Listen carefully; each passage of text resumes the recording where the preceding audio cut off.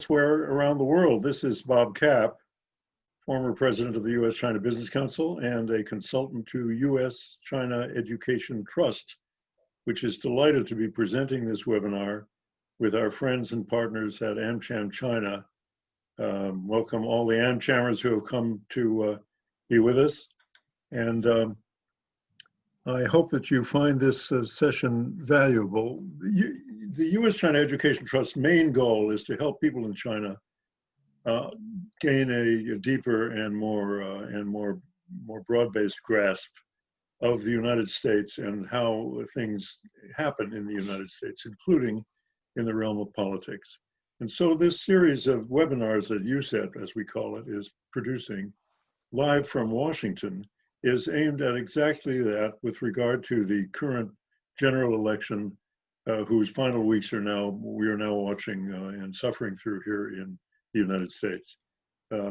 It's been a complex and difficult political season, as I think everybody knows, whether you're in the United States or in China. But there's a lot to discuss. And one of the questions that has come up has been the question of what is so loosely called nationalism and sometimes called populism in American politics. Everybody, I think, is aware that over the last 4 years, not only in the US, but in Europe, we look at the British exit from the European Union, and in many other countries around the world, it appears that a political trend of growing nationalism and a greater distrust for global cooperation and global involvement seems to have emerged. And so the question for us in this election season here in the United States to discuss with you is encompassed in our title, America's New Normal, ? Populist Nationalism and Polarization in the United States. Nationalism, as I say, has many meanings, and we're going to try to explore some of those in the context of this webinar, which again is open to people all over the world, but which is particularly aimed at an audience in China, which is, we believe, the central audience for the efforts of the U.S.-China Education Trust. We're honored today to have with us three very, very special figures to discuss this. And their biographies are on the website of this webinar, so I won't discuss those in detail. But we are honored to have with us Thomas Carothers, Senior Vice President for Studies at the Carnegie Endowment for International Peace in Washington, Evan Feigenbaum, Vice President for Studies at CEIP, the Carnegie Endowment, and Bill Zarit, who is known to so many of you in China. Bill, who was a Minister for Commercial Affairs in the U.S. Embassy in his final assignment for the U.S. Department of Commerce, where he had a long and distinguished career focused on China, and who is now with the Cohen Group in Washington, D.C. We're going to ask each of our three speakers to spend about 10 minutes, 10 or so, in opening remarks, one after the other, and then we'll go to a period of exchange among the three, so that anything that they wish to add to each other's presentations can be put into the mix of our discussions. And after that, we'll go to so-called Q&A. I should remind you all that if you do wish to ask a question, you should use the Q&A function, the button, if that's what it's called, the Q&A symbol at the bottom of your screen. Chat is not open. We're not using chat for the full large audience of more than 80 people who are on this webinar. It gets very tough to scroll up and down looking for everybody's comments in chat.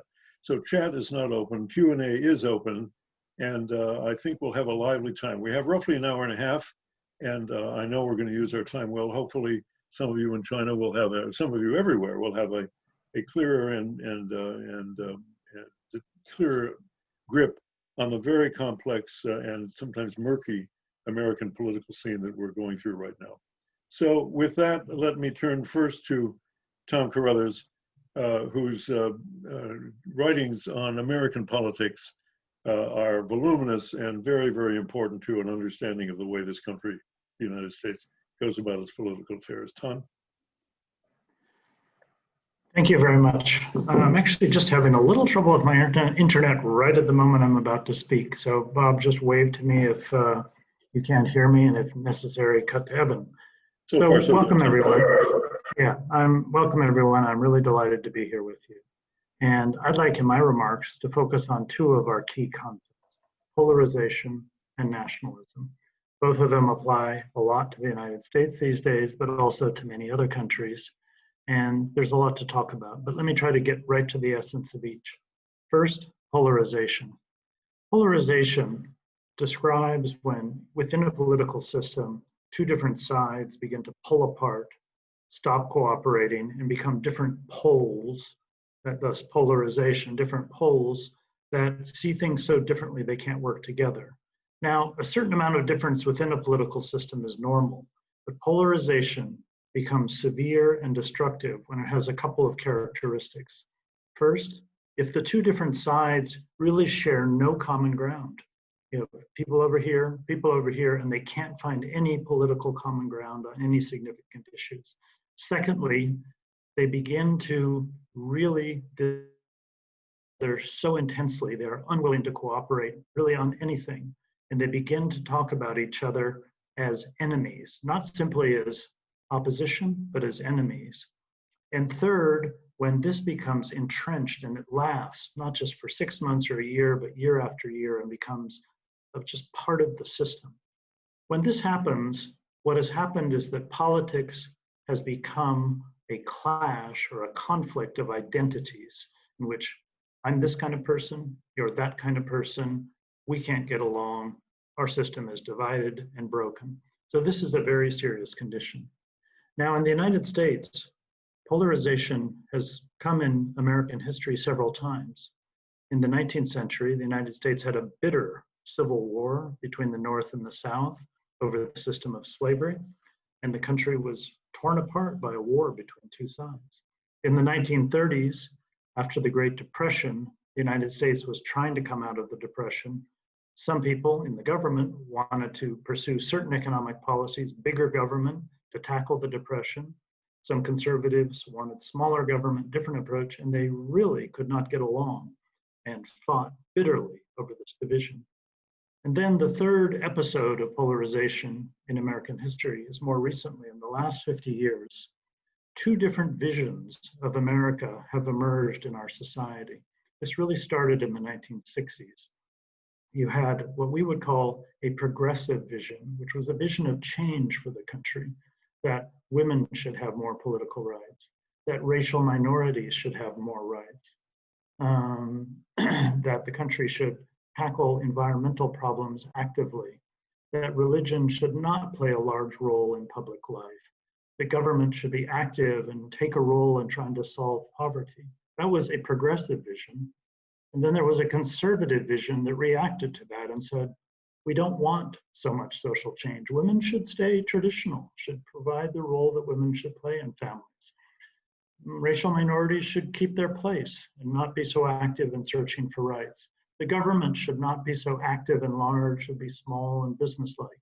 These two different social visions emerged and began to really view each other as opponents, and became each of the two political parties, the Democratic Party and the Republican Party, began to embody these visions, and the two political parties began to really not cooperate and to, in a sense, live in different realities. My views, your views, no common ground. This got worse and worse in the 1980s, the 1990s, and the 2000s. One of the things that made it worse and worse was the role of media in American life, especially television and radio at first. We had a lot of private media starting in the 1990s and 2000s that was very specialized, a television station that only speaks to these people, or a radio station that only speaks to these people. And pretty soon the two groups were listening to their own television and radio and not meeting anymore, not sharing ideas, not sharing realities. And so the role of media began to increase polarization, and then social media came along, even more intensely polarizing the country, because people in each group could then really live in their own communities and say, I only know people in this group. There's all of my followers are over here. People over here only live in this group. So the society became more and more divided. Then in the last 4 years, for the first time in modern American history, we have had a president whose strategy of governing the country has been based on polarizing. His view in the past, presidents generally tried to bring the country together, and we would say govern from the center to some extent and try to reach both sides. This president is different. He says, I want my people to like me, and I hate the other people. And he uses terms to describe people on the other side that are worse than human dirt. He uses the term human scum to refer to his opponents. He's using an intense language of hatred, and he's only trying to appeal to his side. He's using confrontational tactics, referring to violence, referring to hatred. And so he's a president who has increased this polarization that already existed. Will he tear the country apart? I don't think so, because what's holding the country together is a common sense of national identity that's fairly strong in America. It's a concept of political identity, of belonging to a set of ideals and principles above these different visions I talked about freedom, about liberty, and the founding ideals of the American Republic. And it's a sense of national identity in a social way of we're all living in the same society. We really all have something in common. So the national identity is still fairly strong, even though we have this deep process of political polarization. And I think the country is going to hold together, but we're really seeing a test with a president who's pushing at the limits of a polarizing confrontational strategy. Now, that brings us to nationalism, because I referred to national identity holding the country together. Nationalism is the attitude of belief in your country, believing your country is something good, often something special, and in many cases, thinking that it's the best country. Now, nationalism is a natural part of any country's life. Every country needs a certain amount of nationalism to hold the country together, to have something to believe in that all the people in the country believe in. But like polarization, nationalism can become dangerous when it becomes too intense, it turns destructive. It's not just that we're good, it's that other people are bad and other people should be hurt or should be destroyed in some way. Nationalism becomes an aggressive view rather than simply we're happy with what we are. What makes nationalism destructive? Why does it become so intense? Usually because a country is feeling insecure or hurt or damaged in some way, and the reaction, like an animal in the corner, is to become more nationalistic. A country that's self-confident, that's doing well, often doesn't feel that nationalistic. It's insecurity that drives nationalism. Now in the United States, that insecurity has arisen in recent years for two big reasons. First, we experienced a lot of immigration in the last 20 or 30 years, people coming from Latin America, from Asia, bringing their talents and ideas to our country. But this caused a lot of social change and social unease among some people. Why so many people from abroad? What about our country? Our country should be for people who are already here. And politicians, particularly the current president, were able to use this feeling of insecurity to drive a nationalist idea and say, this should be America for Americans, not for those foreigners. So you have an internal driver of nationalism and then an external driver, which was America started feeling less secure internationally. It's like, economically, are we doing well anymore? How come other people seem to be getting richer? We're not getting rich anymore. It must be other people's fault. Well, let's blame other people. Maybe it's Mexico. We trade a lot with them. Maybe it's even Canada. Oh, I know. It must be China. They're doing so well. They're growing. They're showing a lot of strength. And so this external insecurity about the position of America joined up with the internal insecurity to create a strong nationalist drive in our country. And unfortunately, it's been used in some aggressive and potentially destructive ways. Will this last? Unfortunately, it's due to sort of some deep conditions, as I mentioned, of immigration and change in the society and a feeling about our sense in the world. And although if our president changes after the November election, I don't think we're suddenly going to put nationalism back in the closet and become a lot less nationalistic, because the United States is in a difficult period in its history. I think a new president would be less aggressive, but probably still will be speaking to nationalist feelings in the population towards China and towards other countries. So we shouldn't expect an immediate change. So polarization, nationalism, two common elements of societies, or democratic societies at least, political choices, political identities, both of which, if the temperature goes up too much, can become negative and destructive.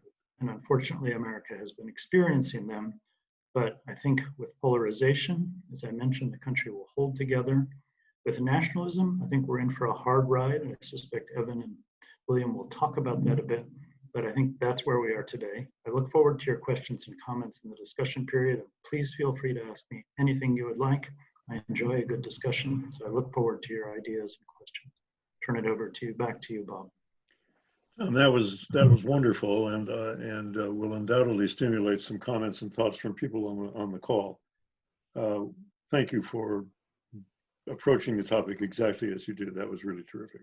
Let's turn to Evan Feigenbaum, who is an old friend and a China scholar, but who also has served in senior positions in the U.S. State Department, and therefore has a sense of the United States in the world, China in the world, and the U.S.-China relationship in particular. Evan? Great. Well, thanks, Bob. Thanks to everybody in China. I'm particularly delighted to do this with Tom and with Bill. And I'm especially delighted to be following Tom, and I'm delighted that he addressed both polarization and nationalism, the differences and the ways they can both pull together or pull apart. That's an interesting setup, because while polarization, of course, can be disintegrative to any body politic, whether it's the United States or any other country around the world, it can forestall political or policy consensus.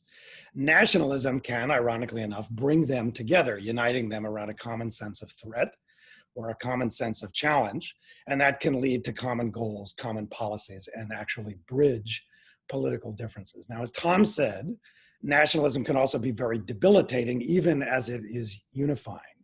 It can yield least common denominator outcomes, amplify a sense of threat, and has therefore historically yielded aggressive policies from many countries with many different kinds of political systems. But part of nationalism, at least as I look at it in the US-China context, is benchmarking in the face of a sense of external threat. And so both the United States and China, ironically enough, for all of their political, ideological, and systemic differences, happen to share that characteristic. And in the United States, this is already having, and will, in my view, continue to have major effects on policies toward China. And in fact, a sense of common challenge or even threat from China is creating very strange political friendships and bedfellows right across the political aisle, and notwithstanding a system that's beset by the kind of polarization that Tom just talked about. Tom Cotton, a senator from Arkansas on the right, and Alexandria Ocasio-Cortez, a liberal member of Congress from New York on the left. Ted Cruz, a conservative senator from Texas, and Elizabeth Warren, a liberal senator from Massachusetts, cooperating and collaborating on issues related to policy toward China. And indeed, some of President Trump's biggest opponents across the political spectrum in the United States are in fact cheering for many elements of his China policy. It seems strange, and it tells me that something deeper is going on. That's going to have, in my view, long-term effects on the US-China relationship. So it's important to tease out why that's happening and its manifestations on both sides, but certainly in the United States. So what I want to argue to you is that it's playing out in three ways. The first I would call security nationalism. The second is the return of techno-nationalism. And then the third I'm going to call extraterritorial nationalism. And I'm just going to address each of those in turn in the context of the US-China dynamic. Now, the first of those, security nationalism, this is the easiest, I think, to understand. And this is an AmCham event. So if you're in business, you think about competition, I think, generally in positive sum terms, right? You lose a deal today, but you may get the deal next month. Revenue goes down this quarter, or you're bested by your competitor this quarter, you may do better in the next quarter. In business, you can think about competition as a healthy thing, not necessarily a debilitating one. It makes you better It makes your business stronger. But what security nationalism has done is, frankly, to refract all 5 of the commercial flows that characterize the US-China relationship: flows of goods, capital, people, technology, and data, through the prism, not of positive sum metaphors of healthy competition, but zero sum metaphors of military competition. And if you've been paying attention to US-China relations, particularly the Washington debate over the last 2 years, then you've probably heard people invoke a lot of these military metaphors to describe things that used to be purely commercial. They'll say it's a trade war, it's a technology war. They talk about the weaponization of export controls or regulatory arrangements or administrative arrangements or law and policy. And that's essentially what's happening. In my view, for 30 years, particularly after China came in the WTO in 2001, economics and security essentially proceeded in parallel lines. And if you were in business or if you were in the markets, the security issues were always there, but they didn't really impinge on your business model in a very direct way, or they were a kind of background noise that could move the markets in discrete ways at discrete times, but they really didn't define the relationship, and certainly not the commercial elements of the relationship. And so economic integration was supposed to, for many people, I think, mitigate security competition and obvious differences of political system and ideology that have existed between the United States and China from the inception of this relationship all the way back to 1972, when Richard Nixon went to Beijing and the US and China were fighting a proxy war in Vietnam. Those security differences were always there, but they were not all defining. But what's happened is not only has economic integration not mitigated security competition, but security competition is actually getting worse from the South China Sea to the Taiwan Strait and all around Asia. And now, and this is my point about security nationalism, security differences are starting to bleed back into those commercial flows of goods, capital, people, technology, and data that I talked about. Now, technology is probably the best example of this. Why, for example, does the United States seem to want to attenuate flows of technology of all kinds, but particularly emerging and foundational technologies to China?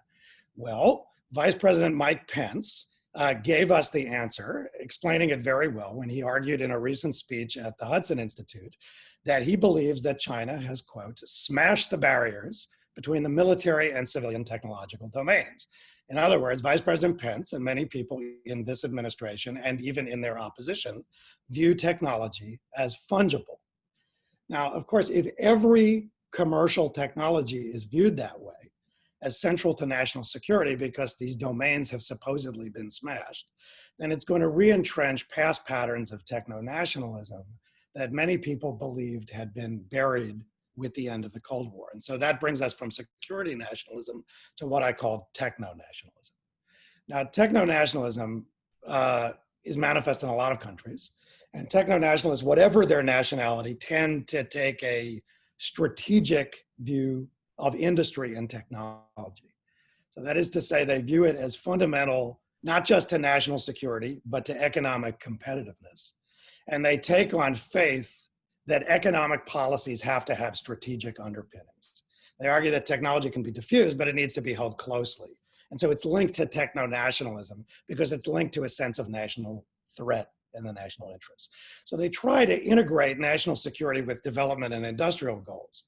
And before we get to the United States, we need, as Bob often stresses to me, to note that that also has very deep roots in China too. Even Mao Zedong's China, which was the archetype of a country that was supposedly isolated from the world, did quite a lot of benchmarking against competitors on technology and used China's relative standing on the international stage to benchmark and then guide domestic technology policy choices. I wrote a PhD dissertation and then later a book about that.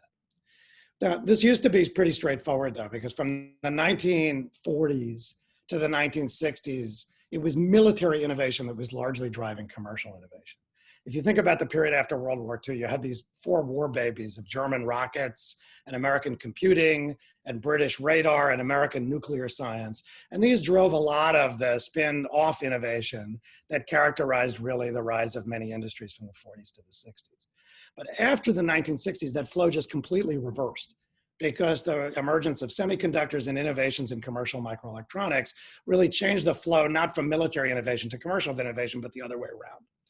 So in the past, it was easy to be a techno-nationalist because so much of innovation was driven by military-related innovation.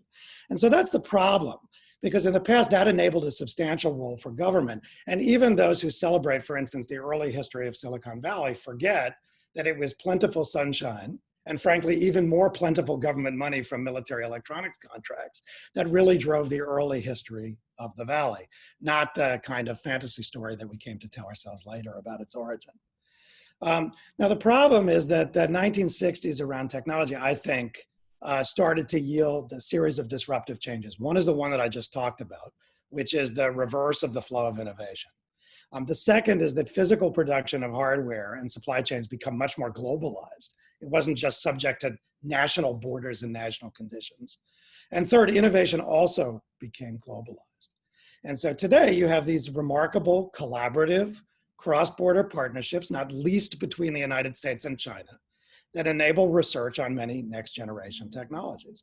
And that's why Google, for example, in 2017 set up an artificial intelligence laboratory in Beijing, collaborating in very fundamental and foundational ways with Google laboratories in the United States, Canada, and Europe.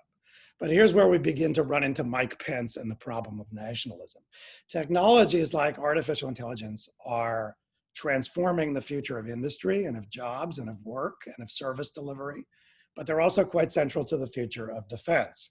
And so not surprisingly, that's motivated a new generation of techno-nationalists, including, I would argue, the vice president, on both sides of the US-China divide.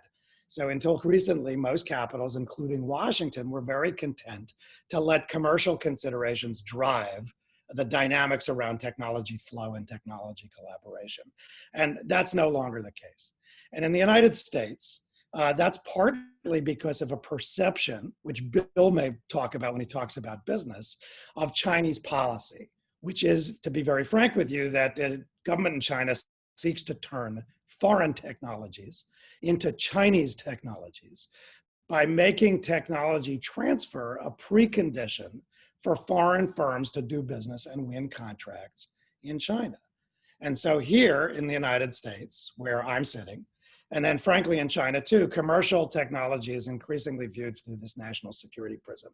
And if you pull that thread out 2 years, 3 years, 5 years, much less 10 years, it's going to re-entrench past patterns of techno-nationalism that I think a lot of people were relics in this supposedly borderless era of innovation.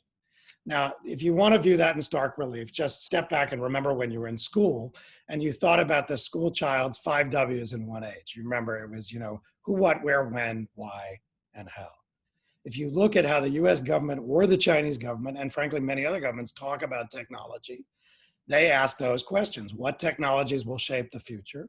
In many places, including Washington and Beijing, governments now share a belief that technologies like artificial intelligence, or 5G telecommunications, or quantum computing, or new synthetic and composite materials, or biotechnology and pharmaceutical innovations will be foundational, as I said, not just to industry and business, but also to defense. Who then, if you take that assumption, should make those things? Well, a techno-national prism implies that we, not they, those inside our borders, not in other nations, must make them. And so training Chinese students and scholars in leading edge engineering subjects has, not surprisingly, suddenly become extremely politically volatile in the United States, with the government changing visa policies and increasingly pressuring universities, including our most elite universities, to put restrictions on the flow of student and scholarly exchanges from China. When should cutting edge technologies be ready? If you're in a race that's tied to your national security, you need them as soon as possible. And so not surprisingly, whether it's China's Made in 2025 plan or the Chinese plans that seek to prevail in artificial intelligence by a date certain, 2030, or in the United States, advanced manufacturing and industrial plans with dates like Air Force warfighting dominance by 2030, that reflects this military-centric and national security prism. Why make these things at home? Well, because in a techno-national world, governments link the national interest to supply chain security. And that's why the US government, for instance, is pressuring Silicon Valley. And then finally, how to achieve security. Nearly every major economy now encourages firms to adopt preferred standards and avoid dependence on the standards set by rivals. And that is why Washington is trying to forestall Chinese 5G experts. So my point here is when you combine security nationalism with technology nationalism, you get this very pernicious set of effects that are increasingly interfering with the commercial flows you all deal with, but also with the way things flow across borders. My last point, and here I'll conclude, is that this is increasingly being done extraterritorially. And whether it's the US offshoring of its export controls through pressure on third-party companies to not do business with China, or it's the extraterritorial reach not just of US law, but of Chinese law. For instance, the extraterritorial provisions in Article 29, Section 4 of the Hong Kong National Security Law. Governments increasingly are trying to take their domestic laws and apply them externally. That reflects a collapsing view of where the border ends and how the national interest flows into the tools that you can use externally. So if you take all these in total, I think you can see both the pernicious effects of nationalism, but also the way it's really going to shape US-China dynamics over the next 5 years and across administrations. I think, interestingly enough, this has defied the polarization that we see on almost every other political and policy issue in the United States. And it's why I actually expect less change with a Biden administration than you might expect otherwise. But it's also going to have long-term effects on the US-China relationship that we all have to observe and deal with every day. I'll stop there. Well, Evan, that's a lot to chew on. I agree with it mostly, but it's realism. It's certainly not fantasy land, and there will be a lot to discuss as we get into the discussion portion of this seminar. Thanks for that great presentation. And it leads to Bill, who has been in the middle of the United States-China commercial relationship for almost as long as I have. Bill, it's true. We did feel, no apologies for it, we did feel that from 1979 on, the decision by China to plunge into the global mainstream of commerce and trade was profoundly important for the interests of the United States and would lead in the direction of greater comity, C-O-M-I-T-Y, comity, between our country and China and the world. And many people have argued that we were mistaken in that belief. You were in the middle of it all along as a senior US government official working on China. Give us your thoughts, and not only for our friends in the Chinese audience, but also for our friends in the AmCham community as well. Thanks, Bill. Sure, Bob. To address that really quickly, I think we were working with the best information that we had at the time. And I think in spite of what some leadership in China may say, things really have changed. But let me first talk about a few other things and thank you for moderating. Thank the US-China Education Trust, which is a very important partnership for the American Chamber of Commerce in China. And I, having listened to you, Bob, and to Tom, and to Evan, this is such an excellent panel. It's my honor to participate. You know the old adage, everything's been said, it's just not everyone has said it. Well, I'll do my best not to be guilty of that, especially coming in here in third or fourth place. But the presentations so far have just been fabulous, really interesting. I want our audience to know what the American Chamber of Commerce in China is very briefly. I know our membership has a good idea, but maybe some of our Chinese friends don't. The AmCham, as we call it, American Chamber of Commerce in China, we've got 3,000 members. We represent 900 companies. We're over 100 years old. And basically, we advocate for healthy US-China, or US business with China, which by definition benefits both sides. If it doesn't benefit both sides, it's not going to be healthy. And we have always been a bridge between the US government and the Chinese government to some extent, representing commerce. But I think in the last 4 years, our role as a bridge has really been enhanced because of the lack of communication, which Evan alluded to, between the two governments. So we've been playing an outsized role, frankly, during this administration. Bill, I'm going to interrupt you for just a second to explain to our audience that in addition to his government positions, Bill has served as chairman of AmCham and is currently vice chair of the American Chamber. So he's in this unique position of being intimately connected to the American business community without currently being a US government official at all. And his introduction of AmCham today in that sense is very, very important. Thanks. Over to you, Bill. I'll mute myself again. Sure. And just to put a fine point on the comment you made, no, AmCham China is not a part of the US government, which I know is difficult for some of our Chinese friends to get their heads around.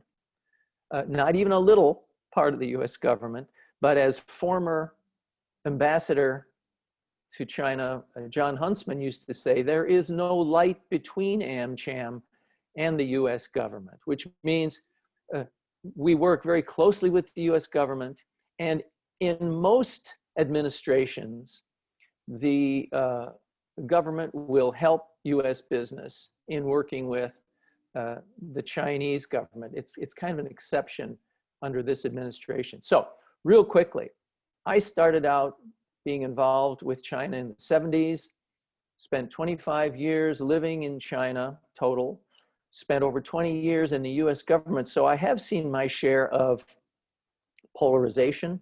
I've seen my share of patriotism. I've seen my share of nationalism up close.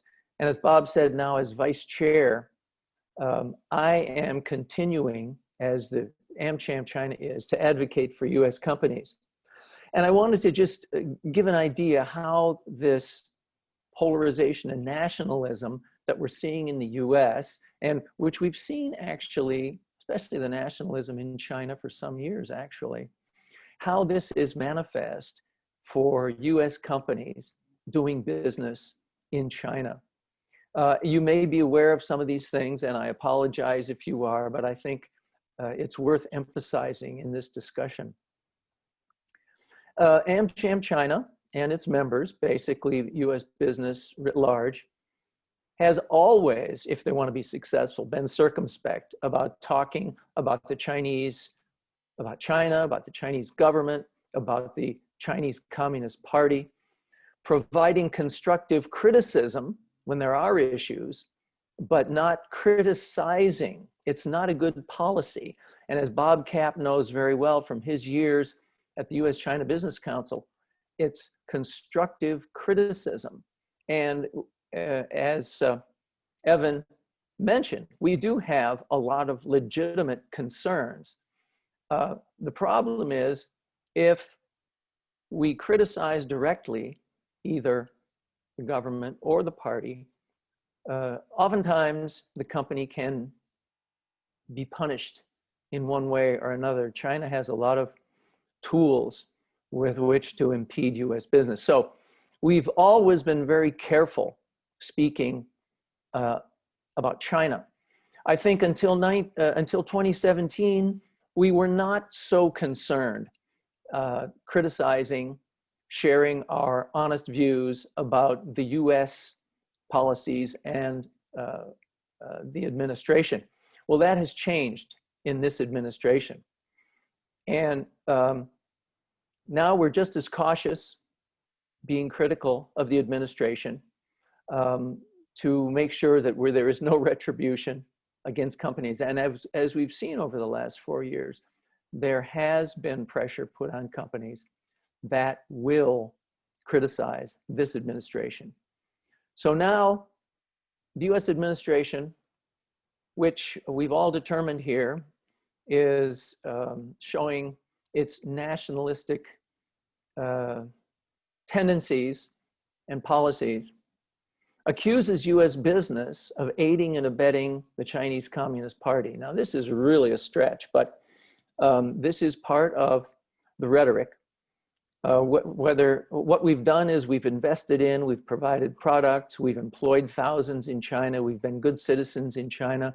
We have actually established strong relationships with Chinese, both in the government and civilians. And now US companies have to walk a very fine line to make sure that we don't fall on the wrong side of the argument on both sides.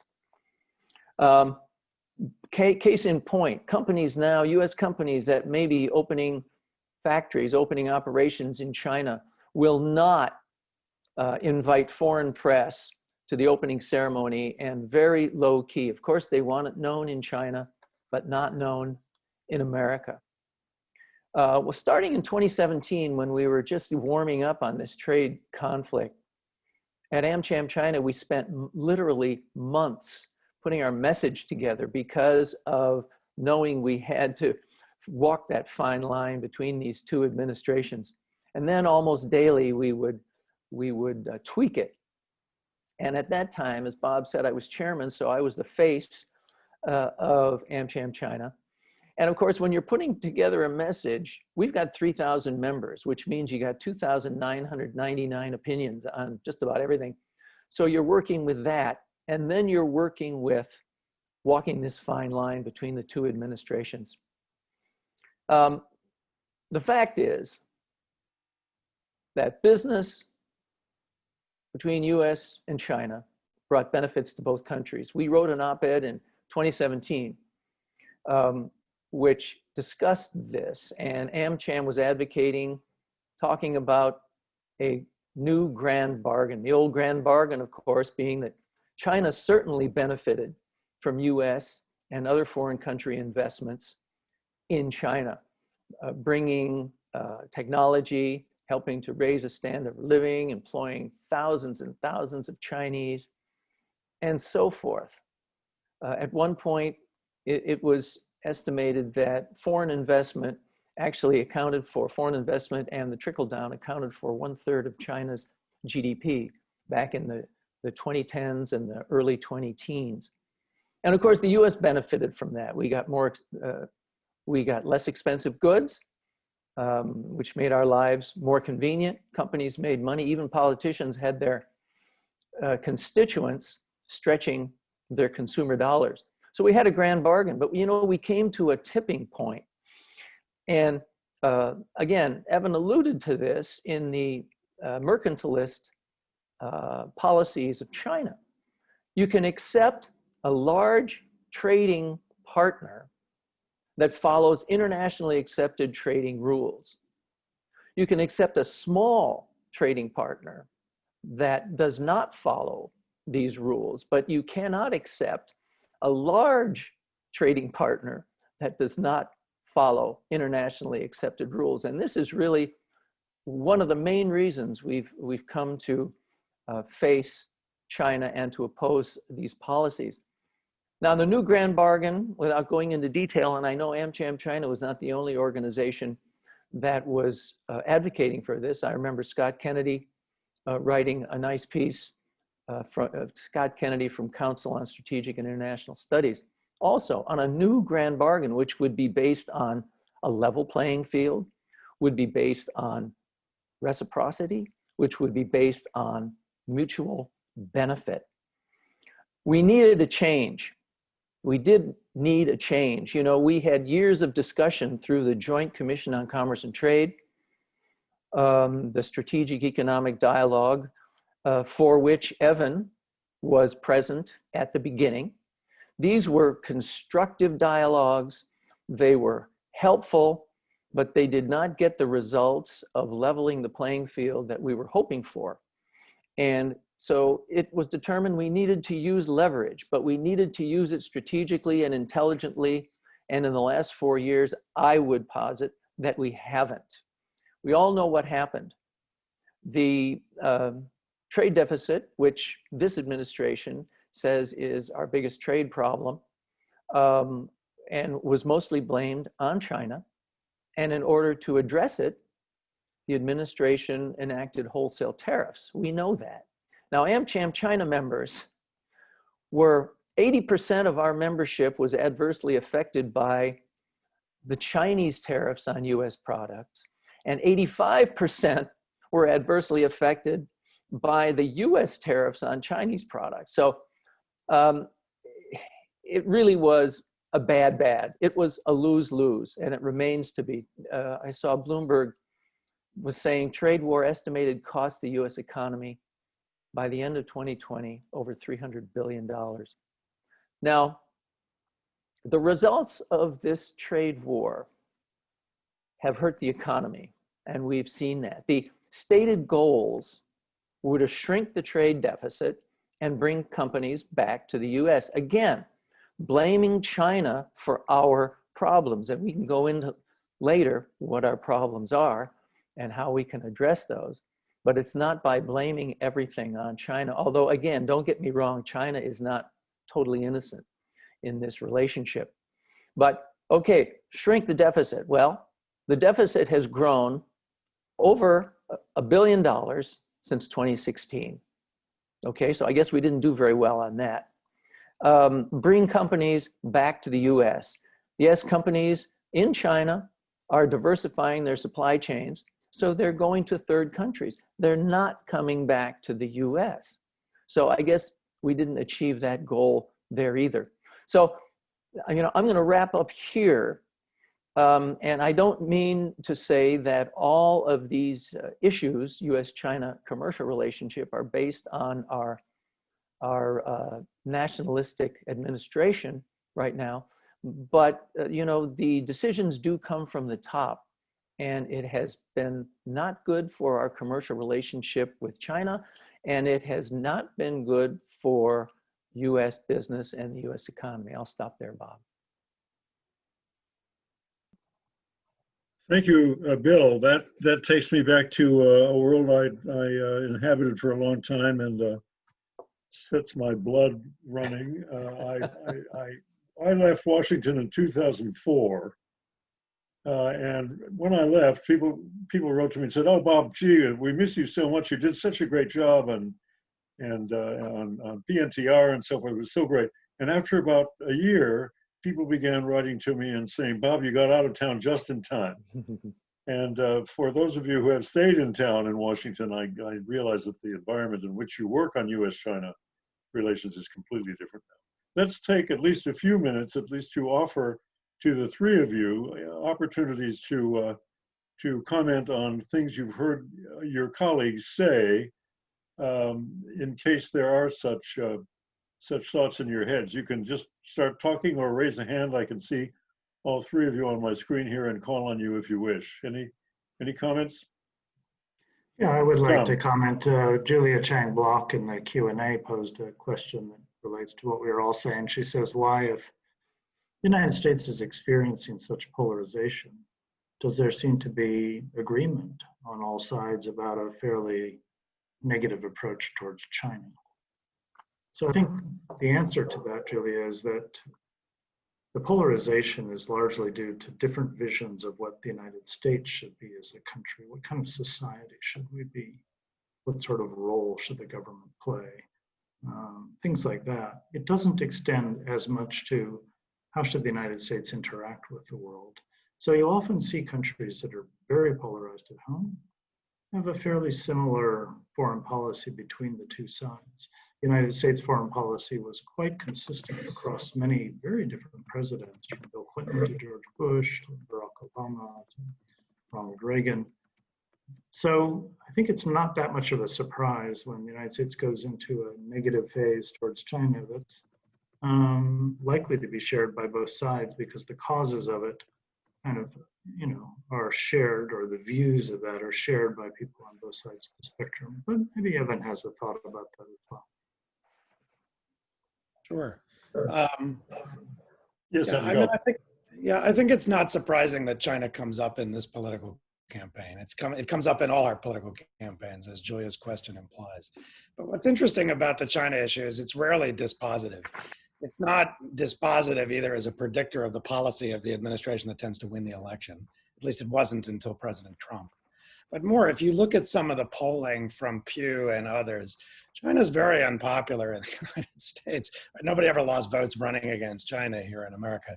But it doesn't really crack the top set of issues that actually motivate Americans. They care about the economy, they care about immigration, they care about healthcare, now they care about COVID. So even though views of China are very negative, it's not really been dispositive because it's not high on the list of issues that Americans care about. So part of what's going on in most campaigns, but particularly in this one, I think, is positioning. It's not about the China issue per se, it's that nobody wants to end up on the left of the opponent. And so everybody tries to out-tough each other on China. That's going to be a feature, particularly in future cycles. I do think, Tom, this election cycle is a little bit different than the previous ones for a few reasons. One is that the China issue is not really about China anymore. It's become caught up in domestic politics. Issues about American competitiveness, manufacturing, where did jobs go? Why did we lose jobs, particularly in the states that made President Trump president? The second factor is COVID, which is the dominant election issue in this cycle, and where trading charges and counter charges about responsibility and culpability and how China filters into that gets very much into Vice President Biden's critique of the president. And third, it's really about America's role in the world, as you said. It tends to unite people, but it's been a little bit more divisive, I think, given President Trump's posture in the world. And the Democratic side of the house tried to use it as an issue. The most interesting thing about the China issue, though, in the US, and I'm curious if Bill and Bob agree, is this. My view is the differences on China are really not between Democrats and Republicans. They're between Washington and non-Washington, which gets not just into the way our nation is set up, but to something about our federal system. We've had governors who were real advocates of jobs, investment, trade, growth with China, who then ran for president and completely flipped in their orientation because they nationalized that issue in ways that changed their orientation. So there's this consensus across the party aisle in Washington, but actually to the extent there's going to be pushback that changes that approach, it's going to come not from within Washington, but from outside Washington, from mayors, from governors that want jobs, growth, investment from China, from new constituencies like farmers and ranchers that view expansion into China as part of their future prosperity, but also from a new set of stakeholders in the US-China relationship that are very different than the ones that Bill described. It's not just multinational companies, but a lot of people touch China in different ways. But I'm not surprised that it's become an issue in any cycle, but particularly this cycle, especially against the backdrop of COVID. Yeah, I think that was well said, especially about, we all stand where we sit. And when you're governor, you want jobs and you see the potential Chinese investment coming in and bringing jobs in many cases. And then when you have a national constituency, it gets a little fuzzier. So one thing I wanted to bring into what is going on is that China is not doing itself any favors right now either, with either the Democrats or Republicans or with all Americans. The leadership in China seems to be getting a little bit ahead of its skis in aggressiveness, in overconfidence. I have to interrupt. I love ahead of its skis, but I will bet you that 65% of your audience is struggling with that and may miss the next 3 minutes of what you have to say while they worry about getting ahead of their skis. So would you please go back to getting ahead of its skis? Tell us what you meant by that, and then continue your very interesting discussion. Well, thank you, Bill. Thanks, Bob. I guess they never watched me skiing, so they wouldn't understand it. But in other words, seeming a bit overconfident, a little over-aggressive in the international world of policy and international relations. And rhetorically, we've seen the wolf warriors, who I think a lot of our Chinese friends are familiar with, being very aggressive and countering the rhetoric coming out of the US, but countering it in a way that is not very nuanced and is not very strategic. And it has caused a lot of blowback by not only governments, not only the people in the US, but people all over the world, as I know many of us have seen that Pew survey, which shows that the citizens in 14 major Western countries now view China in a very negative way. And a lot of it is because of this. So I think that this also comes into the arguments that Tom and Evan make. It's kind of a little bit of a perfect storm. And of course, when you're reading the press, whether it's Chinese, whether it's American, whether it's whatever it is, and not analyzing it yourself and not comparing it with other sources of news, you get the story that China equals bad. And in our case, especially on the right wing press, US equals good. Thank you, Bill. These are all interesting comments relating to the work that the three of you have done together. Any other points for any of you three to raise with one another? I want to quickly add one, and then I'm going to turn to some questions that are coming in right now on the Q&A function. Please continue to post your questions to Q&A. Evan, I've always believed that the American people were not going to go and cast their votes thinking about China. And I think you pretty much corroborated that today. But more broadly, in 2016, candidate Trump ran on the slogan of making America great again, a very, which raises the question of whether in nationalism, there's a sort of a nostalgia element that you see not only in today's, in President or candidate Trump's campaign 4 years ago, but which one can see, if you'll forgive me for some false analogies, in the conjuring up of the greatness of classical Rome in Italy in the 30s, for example. Is this kind of backward-looking quality, Tom, of nationalism, where one tries to reach back into a misty popular memory and resuscitate or reinvigorate ideas of a glorious past, a part of nationalism generally, a part of American nationalism today, and then turning to the 2020 election, is anybody talking about it now? Because Evan was the first person to raise the COVID question, which may have put everything else into the shadows. So any thoughts from you, Tom, on this nostalgia dimension, or Evan on the question of whether COVID has put nationalism and a whole lot of other things in the shadows before we move to Q&A from this very good audience? As I mentioned, Bob, nationalism is often driven by insecurity. Insecurity often comes when a country has had a certain amount of power, and then it loses its power relative to other countries. And it becomes nationalistic because it's harking back to a sense of what it used to be. And you look at Great Britain and France in the 1950s and 60s as they left their colonial empires and became normal countries. They went through a very hard readjustment in their nationalism to learn to live as normal countries. All countries that suffer a decline in relative power tend to have eruptions of nationalism as people want to recapture something from before. So nationalism can sometimes come in a younger power that's driving forward and kind of aggressively, but it can come in an older power that's flipping a bit. And so therefore the myths about the past then become powerful ideas in the nationalist construction. With respect to the election this time, I think in general, Americans are not going to base their vote based on which candidate they think is tougher on China. At the same time, Trump's foreign policy does not have many concrete achievements, but he does put forward the line that some people buy, which is that I'm, quote, standing up to other countries in ways that Barack Obama did not. This is a common Republican accusation of Democrats. They're soft in other countries, I'm tough. I, quote, stood up to China.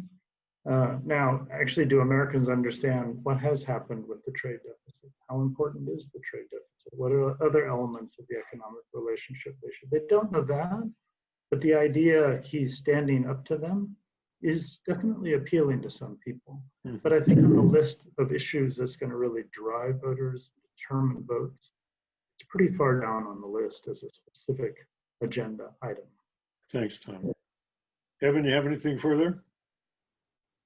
I just say it's hard to tease out the political effects of China policies because the constituencies in this instance that have been most hurt by the president's policies, for instance, farmers and ranchers who've suffered with farm bankruptcies now at an all-time high, generally speaking, are reliably baked in voting blocks in terms of the partisan divides that we have now. There is virtually no chance that Kansas will vote for Vice President Biden for president. And even some of the farm states like Iowa that are competitive, these issues are not, as I said, dispositive. I think actually, if you look at the polling on COVID, Bob, China's handling of COVID did itself no favors in terms of perceptions of it here in the United States. China is widely perceived not to have covered itself in glory. At the same time, the president's attempt to leverage it as a domestic political issue has not been working, if the polling is to be believed, because Americans disproportionately blame the president and the administration for the handling of COVID. So there's no good news about US-China relations, but it hasn't translated in political terms into something that's been useful for the president in the way that he's tried to use it. Good, Evan. We have some interesting questions coming in from folks online, and I'm going to start into them. I think as I look at the three on the screen, two of them are addressed to no one in particular, which is good. And one of them is addressed to Tom. We'll get to that in due course. And I think just out of courtesy, I won't identify the questioners. We gave people the chance to ask to be anonymous, but I'm not sure everybody grasped that. So I think that I will not identify the questioners just for the sake of their privacy. The first question is, what are the worst and best plausible outcome of the US-China relationship in the next US administration? What does it take to get us there? It's a vast question, but at least the polarization of the best and worst outcomes gives you a hook on which to improvise, if any of you would like to try to speak to that in terms of best and worst options or best and worst prospects in the next administration. The questioner does not say whether the next administration is going to be a Trump administration or a Biden administration. So that may render you unable to answer the question at all, but give it a try. Might be a good one for Evan. Funny, Tom, I was thinking just the same thought. Well, I think, you know, when you listen to many people describe the US-China relationship today, they talk a lot about strategic competition. It's not really strategic competition. I would call it right now something more like managed enmity, which is to say the US and China have a highly adversarial view of each other, but there are still some guardrails on the relationship. So what we have is essentially confrontation, but without a lot of effective competition. On the American side, partly because the United States is not making the kind of investments, and this is a whole nother discussion, required to compete effectively with China. And then on the Chinese side, because as Bill said when he talked about some of that Pew polling data, China's not competing effectively because it's not doing itself any favors in its neighborhood, much less globally. So I think the best outcome, given the constraints that we have now and some of what I talked about and Bill and Tom talked about, is really competition without confrontation. And what we have now, when I look at the Trump administration's policies, looks like a lot of confrontation without a lot of effective competition. And so what that would mean in the first instance is putting a floor under the free fall that the US-China relationship has been in. Second, bounding the security issues, not because they're going to go away or we can wave a magic wand, but that they do not impinge on the things that the US and China share interests around. And third, therefore, rediscovering some of what the US and China were able to do. I just did a series of videos, as Tom knows, at the Carnegie Endowment called 6 Crises. It's a title I stole from Richard Nixon, who wrote a memoir title in 1962. And Nixon chose that title because he looked at 6 episodes of things that had been dispositive, either to explaining political outcomes or his life. And what I did in the series was I talked to former senior US policymakers, people like Susan Rice and Hank Paulson and Mike Levitt, about how the United States and China had cooperated on scary transnational threats, even at moments of extremely high security competition. In 2014, the United States and China, for example, worked very closely on Ebola. And they did that in ways that are absolutely unthinkable in the context of the current COVID crisis. Right now, they don't work together on anything. They're collaborating on nothing. They're beset by nationalism, even vaccine nationalism. nationalism. But back then they were collaborating in West Africa. They even set up a joint laboratory. Their scientists were working together. And as you may remember, Bob and Bill, 2014 was a year of very high security tension between the US and China, because China had just announced an air defense identification zone around the East China Sea. So it is possible for the United States and China to coordinate, not necessarily through common policies, but at least through complementary ones, around the world on transnational issues that they have a self-interest in working together on. They don't have to be in love. They don't have to adore each other. They don't necessarily have to be trying to build their relationship. They generally have to be self-interested. So I think the realistic case is less confrontation, more competition, rediscovering that ability to work together on the things that are self-interested, and then putting some guardrails and bounding the competition. And if they don't, then frankly, I think what they're going to find is a lot of third countries are going to fall back on self-help. They just don't want to get caught betwixt and between and have to choose between the US and China. And so where the international system will end up is neither a US-centric order, which is what Washington seems to want, or a China-centric one, which is what the US thinks Beijing wants, but rather something that looks more like fragmentation, where shifting coalitions of countries are tacking back and forth one to the other in highly self-interested ways. So one thing that both sides need to do is, in the first instance, put a floor under this, but then rediscover some of that past pattern of cooperation, notwithstanding the realities of competition and national security challenge that we talked about. I don't know if that makes sense, but it does make sense. It makes a lot of sense. And Bob, I just wanted to add a word here, especially in the economic side. I think that the next administration, frankly, either administration, whether it's the Republicans or the Democrats, could do this. I think there's more of an opportunity to, as Evan says, put a floor under this relationship here, so we don't keep going in this death spiral. And I think in the past, some of the past mistakes, and perhaps a past administration was not focusing enough on the unlevel playing field. And I'm talking really very specifically about the commercial relationship here. And I think that we were remiss. Of course, hindsight is 20/20. So I think that basically putting a fine point on what Evan says and putting it in the context of the commercial relationship, we need to have a strategic, nuanced policies. We have to have policies, and we have to have communication. We certainly don't have to love each other. We have to understand the benefits of working with each other in many areas. And Evan's point about security, we certainly need to be aware of security, but not to the point that it limits our business unnecessarily and actually hurts the country. I think, again, I think that a Biden administration might be able to do that a little better. This is something that really is necessary, however, for us to turn this death spiral around. Was it the Beatles who sang "It Can't Get No Worse"?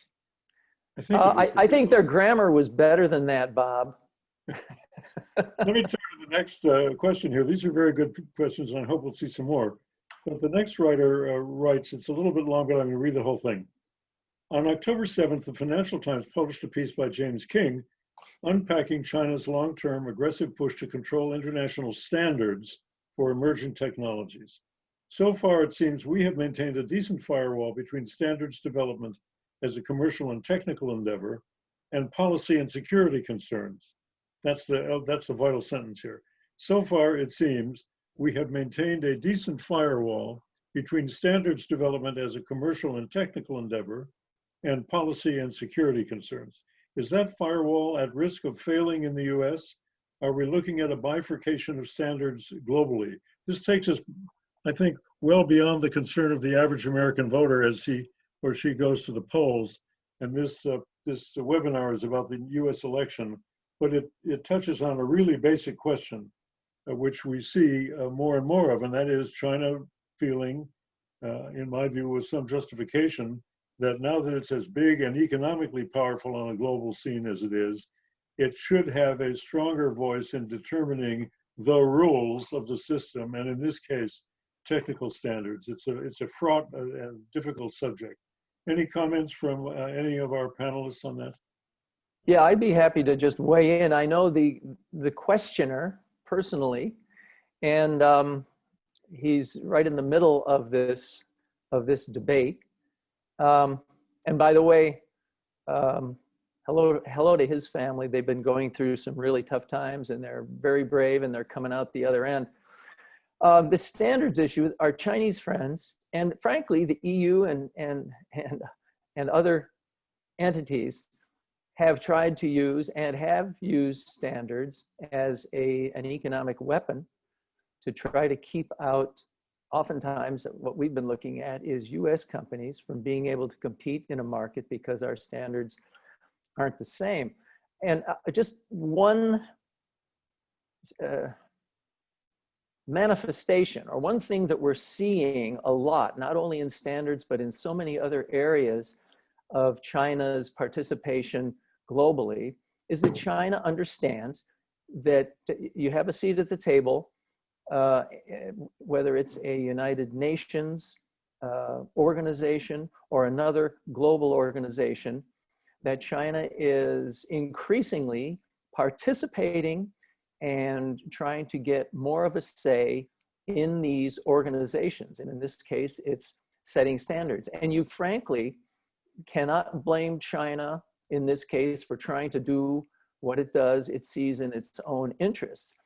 The problem I'm seeing is that the US has, in a number of areas, said, well, you know what? I don't really like what's going on here, and I'm not going to play this game anymore, so I will just pull out of the conversation, and leaving the decision-making and the power to other countries, and China is wanting to fill that vacuum. So in terms of standards, I think it's legitimate. China wants to have a bigger say, but the US and other countries need to also stand up to this effort by China to change standards to Chinese standards in some cases under the rubric of international standards. And yes, it is a big issue. Evan, you want to add to that? I would add two things to that. I think the most interesting word that was in that question was the word bifurcation, because it is a conceit that Americans and Chinese have now that either the United States or China will become the standard setters, whether it's on technical standards or it's on data governance rules or it's on trade and investment standards regionally and globally. The reality is, I think standards are heading not for bifurcation, but for fragmentation. And you have to be very granular, and you have to go area by area to look at that. But let's just start with what's happening in Asia around trade and investment standards in the first instance, and then around data governance standards in the second. If you remember the way President Obama used to talk about the Trans-Pacific Partnership, he expressed the very idea of bifurcation. He said, and I quote, "If we don't make the rules, China's going to make the rules out in that region," referring to the Asia Pacific. And if President Obama had been correct, and when President Trump withdrew the United States from the TPP, what should have happened? China should have come in as the rule setter, rule writer, norm giver. But as we all know, that's not what happened. What happened was that 11 countries came together and set the standards and institutionalized the norms with neither the United States nor China in the room. Same thing on data governance, where data flows and data access and transfers are increasingly being set through a discombobulated set of, yes, to Tom's point, national standards behind the border, whether it's India or it's Japan. And there is no set of global standards around this. Indeed, when Prime Minister Abe, former Prime Minister Abe of Japan, tried to launch a G20 data initiative, who refused to join his initiative? It was India, the very country that is supposedly working with Japan and the United States to constrain China. So the first thing to say is I don't think we're heading for a world of bifurcated standards. We're heading for a world of fragmented standards. But the second thing to say is China has some big advantages. And that's that on many technologies, I think China just combines sheer market power because it's deploying many things to scale and then combining that with an export role. So if you look not at things that are central to the national security debate that we talked about earlier, like 5G, but it's something like ultra high voltage power generation, for instance, China is just building thousands of miles of these lines and then increasingly combining that with an export role, which gives China the opportunity to do what? to export its indigenous engineering standards and make them default regional and global standards in the places that China builds systems. That, to me, for example, is the long-term implication of the Belt and Road, because on large segments of the globe, China has the opportunity to become the standard setter because it's the one that's building the systems. So we are heading for a fragmented world in which the United States and China may not intersect. US and European standards may prevail in OECD markets, for example, while Chinese standards prevail in the global South. But that's not a world of US-centric or Chinese-centric bifurcated standards. It's a world of fragmentation. And frankly, that's not good for anyone. And to go back to Tom's presentation in the beginning, it's a world in which national interest considerations, pernicious nationalisms, all sorts of behind the border restrictions that nationalist champions argue for can have big effects on globalization, on global flows. And unfortunately, the United States and China are both enabling that right now. Great, Evan. Before we leave this, I want to turn to Tom about one aspect of it. It's a sort of a standard point that everybody makes nowadays, that the United States should do a better job of working with its allies, and the terms usually allies, to develop common positions with which to confront and compete with China. But as we've seen over the last 4 years, the United States hasn't done such a great job, at least in economic policy, of keeping its allies with us, or with the United States on so many issues. So, Tom, here we have a nationalism, if you want to call it that, which is focused at China, but it's a nationalism which seems to not serve the United States very well, in that we don't seem to have done a very good job of holding on to a community of powerful and influential friends and allies with whom to work in dealing with challenges from China. Nationalism can lead in productive and counterproductive directions at the same time, can it not? Well, you know, Bob, nobody ever said that strong emotions were rational or productive. You know, nationalism is an emotion, and emotions are a response to other emotions. Insecurity can drive nationalism, irritation can drive anger, and so forth. You know, what's happened in the last couple of years in the United States is that you have both you know, sort of reasons why people feel that their lives are getting worse in some way, or were getting worse. They're not really sure what the answer is. It's actually very complicated. Was it technological change that was changing the workforce? Was it trade? Was it those immigrants? What was growing extremes of wealth and income needs to be put into that. Sorry, you're muted. Sorry. When you have this general swirl of possible causes, you know your life is getting worse. You're not really sure why. And somebody comes along and says, I've got the answer, and here it is. That can be very satisfying. It's so nice to have certainty when you're awash in uncertainty. And that's what demagoguery comes from, leaders who oversimplify. I mean, a good leader always simplifies. You know, four freedoms, you know, a great president of the United States in the past put forward. Great leaders come forward with simplifying narratives. But simplification, unfortunately, is often distortion. We have the United States struggling for answers to why it has been struggling as a country. And leaders offering simplistic ideas that are kind of cost-free, because if it's somebody else's fault, then you don't have to look at, you know, why are we investing less in research and development in this country? Why is our productivity not increasing? Why is our basic education system suffering in certain ways? Those are hard questions because they probably have hard answers. Whereas if it's those people over there who look different and talk different, so much easier and more satisfying. Mm-hmm. Thanks, Tom. Friends, let me turn to another question that has come in through the Q&A function, and it is addressed to Tom. Mr. Carothers, you use progressive ideas versus conservative ideas when you describe the polarization since the 1960s, instead of liberal ideas versus conservative ideas.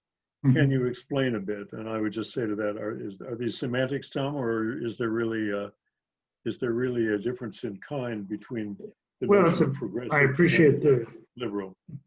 I appreciate the question. When I'm speaking to an international audience about American politics, I try to avoid the word liberal because it can be confusing. In Europe, a liberal party is a center-right party, which believes in a reduced role for government. In the United States, the word liberal implies a big government perspective. So, Europe and the United States have these different things, our plugs don't fit in the plugs in Europe, and things like that, where our term liberal doesn't fit in Europe. We use them in different ways. And so the word progressive, people generally understand internationally more easily than liberal. So, but in the US discourse, people would just use liberal and conservative. The questioner is right, and that would be the term. Although liberals themselves, argue a lot about liberalism versus progressivism, but that's kind of like, Marxists in the 1930s arguing about different lines of Marxism. It's a kind of tedious discussion that, probably doesn't deserve all that much attention. Good, Tom, thank you. Another question, this one seems to have Bill Zarit written all over it. What can US companies in industries like aerospace do to strike the long-term balance so that we do right by the various stakeholders in the US over the long term? Should I read that again, Bill, or No, I've got it here on my screen, and I was I was looking at it and hoping Evan would answer it. I think it's I'll just make a few comments. It's tough because as the Chinese aerospace industry moves forward, what the Western aerospace companies how they've rationalized participation is, well, if we don't help China build the C919 or other aircraft, then we will be left out of the market. And the argument was, we will provide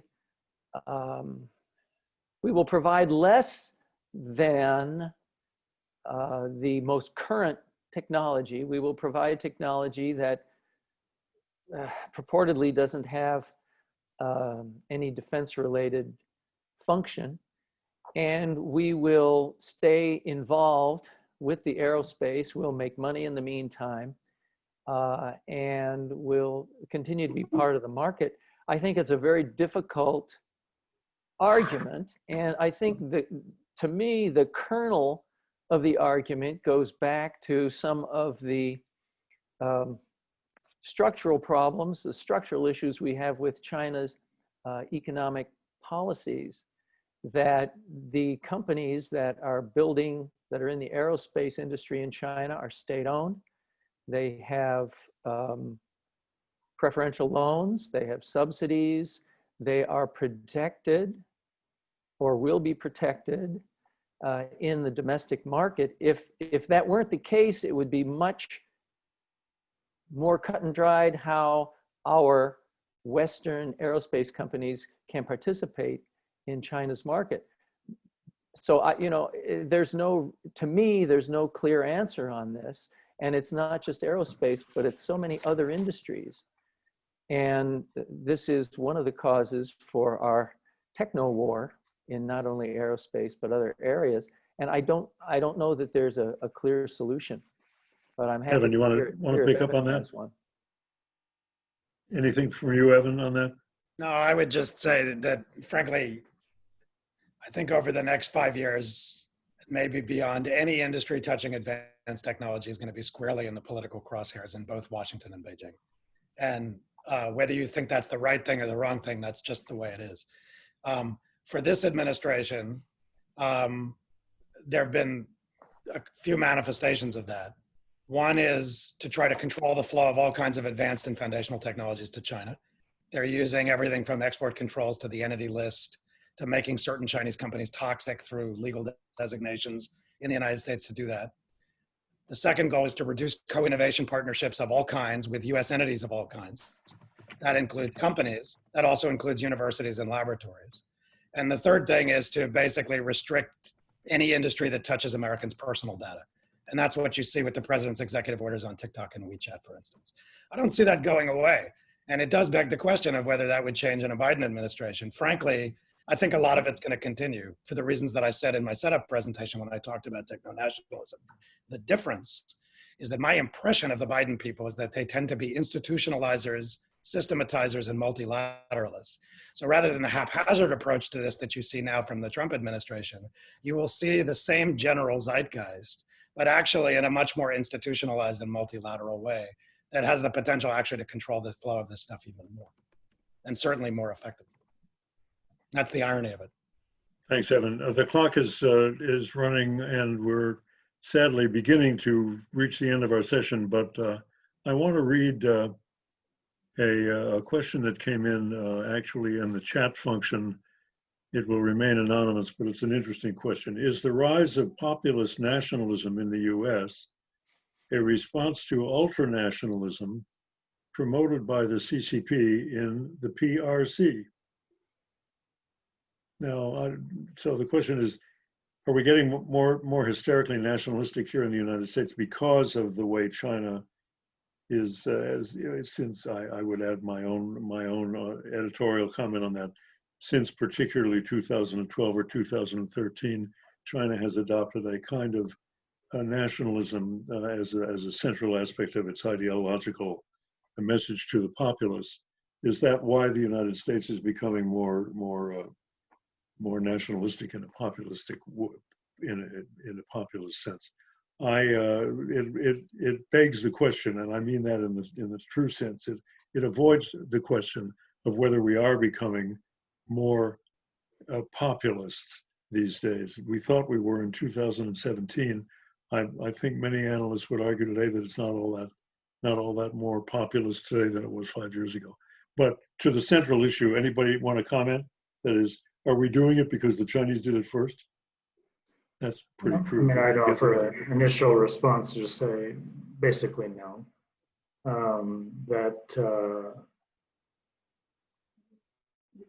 The increase of China's self-confidence and assertiveness on the world stage has certainly gained the attention of the US policy elite, but the anti-China nationalism that President Trump has stirred up has been initially much more driven by perception of economic wrongs or unfair economic competition, which wasn't really part of that Chinese policy. And I don't think the geostrategic dimension, that's been added on, but that's not what was the raw nerve for the American voter in the mythical heartland, which was much more of an economic nationalism than a geostrategic one. Yeah, sorry, Tom. I would agree with that. I think there was that study that everybody looks to by Messrs. Otor and others showing that the arrival of China inside the WTO caused tectonic shifts that resulted in the apparent movement of millions of American jobs jobs for Americans out of the United States and into China. And in the 2016 campaign, that was still intensely felt. I'm not so sure that, as you're saying, Tom, I'm not so sure that direct threat, perceived threat of Chinese removal of American jobs to China is still as powerful. I don't think it is. It's not as salient as it was 4 or 5 years ago. Evan, any comment before I turn to a last question here? Let me just turn to the last question, looking at the clock then, really a quick one. Oh, excuse me, I'm sorry. Oh, wait a minute, here's one at the very bottom. I need to scroll down. Please share your thoughts on China's long-term global goals. Good. How does China aspire to change global rules? Shame we got 3 minutes on this one. What impact do you expect China to have on the free market and democratic structures in other industrialized nations? Okay, so the big question, what are China's long-term goals? I think we just have 1 minute, Bob, because it's actually 1 minute. Go for it, Tom. Or no, I think Evan should do that, but I'm afraid we just have less than 1 minute because it's 1 minute per hour. Evan? Right. Well, then the 10-second version would be that I think China is essentially a revisionist power. China's a revisionist power, but it's a highly strategic revisionist. That is to say, it is a stakeholder in all of the major institutions of the international system that the United States and its liberal transatlantic partners prefer. The WTO, the United Nations system, every treaty on everything from ozone depletion to chemical weapons. And so the debate about China's goals and the outcomes that China's causes is not really about structure, it's about norms and behavior. And I think what we see happening, frankly, is that there's a debate within those institutions about how they ought to operate and according to what norms. And increasingly that's pitting not just the United States, but some of the liberal transatlantic powers against China. But it's playing out within the existing structure, and it's playing out in highly variable ways. So I'm suspicious of these big global arguments, but there are big debates about international order to come. Evan, Tom, Bill, you've done a great job. Thank you very much for this. We're about to head off. I want to just close by saying that in my personal view, the China story is not a static one, and we haven't seen the end of it yet. And any American policy, any American nationalistic impulse, which sees China as a set of images and intentions and goals and tactics set frozen in stone at a given moment in time, is not a wise American attitude or a wise American policy. China, if you look at China over the last 75 years, I mean, compared to the United States, China has seen really big changes of direction. And I'm not at all sure that, propaganda notwithstanding, we've seen the end of the era in which China turns hard in one direction or another with little advance warning. So I'll add that editorial comment as I thank you all. It's been a very useful session. I hope our audience is happy with it and that you will continue to visit uscet.org, which is the U.S.-China Education Trust homepage. Click on the tabs, stay in touch with us. And for the rest, since it's not even daylight here in the state of Washington on the Pacific coast of the United States, have a good evening, have a good morning. I'll see you soon. Take care, everybody. Bye.